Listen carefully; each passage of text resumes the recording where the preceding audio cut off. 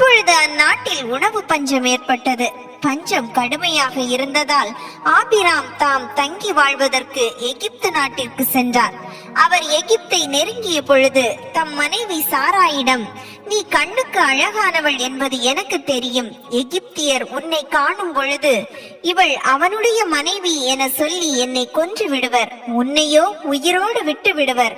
உன் பொருட்டு எனக்கு நல்லது நடக்கவும் உன்னால் என் உயிர் காப்பாற்றப்படவும் நீ என் சகோதரி என சொல்லிவிடு என்றார். ஆபிராம் எகிப்தை சென்றடைந்த பொழுது சாராய் மிகவும் அழகானவராக இருப்பதை எகிப்தியர் கண்டனர். பார்வோனின் மேலதிகாரிகள் அவரை கண்டு அவரை போற்றி புகழ்ந்தனர். ஆகவே அவர் பார்வோனின் அரண்மனைக்கு அழைத்து செல்லப்பட்டார். அவர் பொருட்டு ஆபிராமுக்கு பார்வோன் நன்மை செய்தான். ஆடு மாடுகளையும் கழுதைகளையும் வேலைக்காரரையும் வேலைக்காரிகளையும் பெண் கழுதைகளையும் ஒட்டகங்களையும் அவருக்கு கொடுத்தான்.